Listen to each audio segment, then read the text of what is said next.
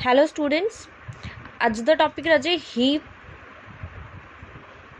Topic है राजे in data structure and ADA analysis design of algorithms.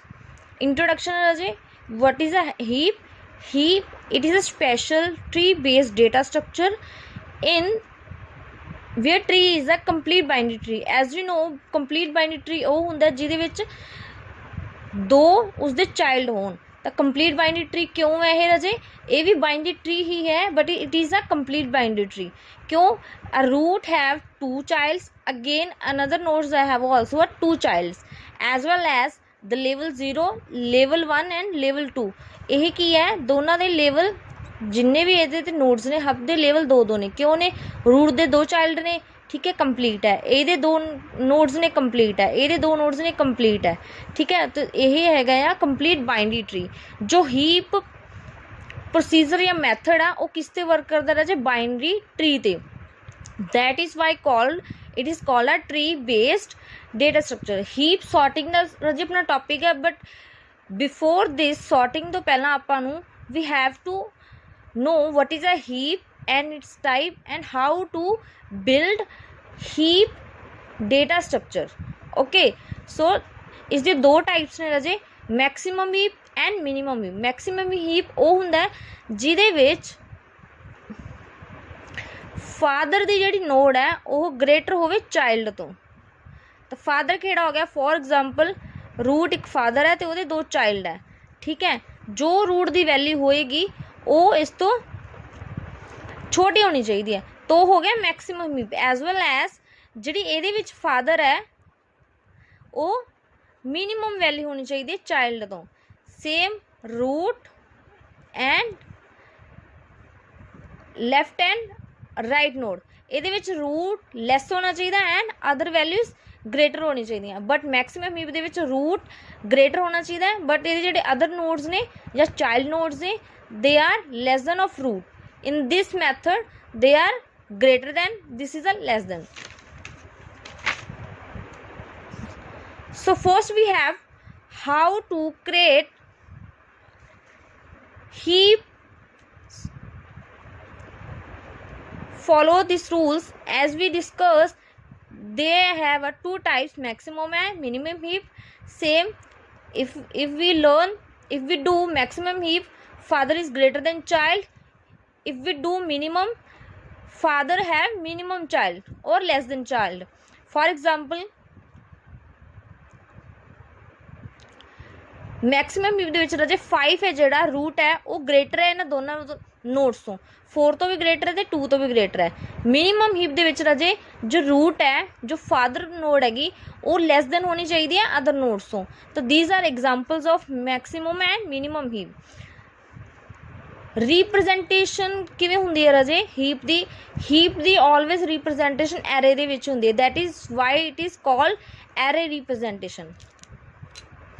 For example we have these elements, so how to represent in this array नूं आपां उवें बनाया, ठीक है। Index किया, दिस इज ओ 0 तो एरे स्टार्ट हुंदा राजे। First 0 index 1 2 3 4 and so on, जिन्हें भी साडे एलिमेंट्स ने वो सारे इंडेक्स हो जाएंगे एरे रिप्रजेंटेशन दे विच। टोटल एलिमेंट्स किन्ने राजे? इहदे विच 4 एलिमेंट्स ने।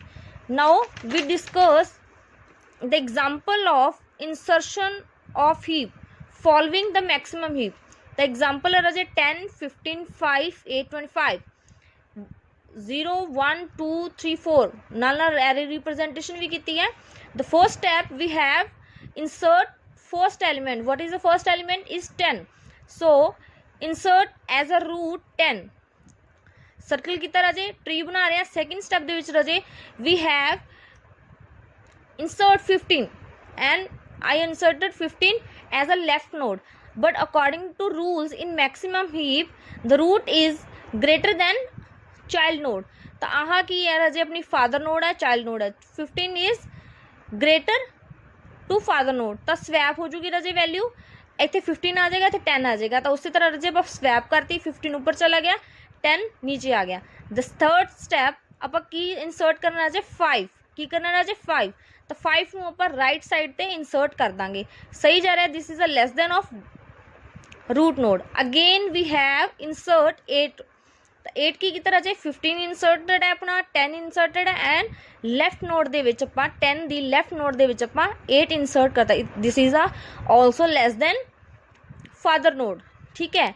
दैन लास्ट नोड इंसर्ट करने वाली रह गई राजे 15 जो आप 15 नोड ऐड की तो आप इतने ऐड करती ठीक है सेम नोड्स ने राजे 15 बट ऐड की when we saw the rules of maximum heap this is a greater value than other nodes father node तो भी this is also father node this is also father node तो greater है तो first we have swap with 10 ah 25 इतने चला जाएगा राजे 25 इतने चला जाएगा तो 10 नीचे आ जाएगा तो फिर आप देखा राजे this is lesser value and this is a greater value तो we have to swap these two values again तो आप राजे स्वैप करती स्वैप करके की होया राजे अपना 25 इतने आ गया 15 इतने आ गया राजे सेम वैल्यूज वो ने तो आप देखा कि less value less value less value less value this is a greater value ठीक है तो की है मैक्सिमम हीप का इन्हें जो रूल है वो फॉलो किया अकॉर्डिंग टू मैक्सिमम हीप ये राजे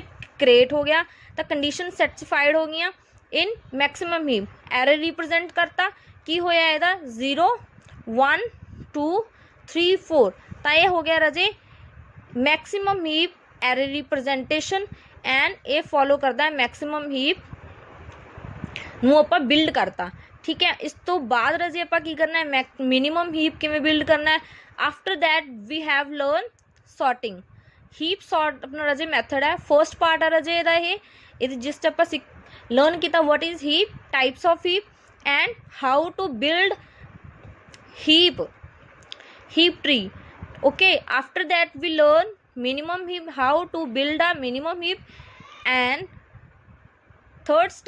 third video is I will upload it soon how to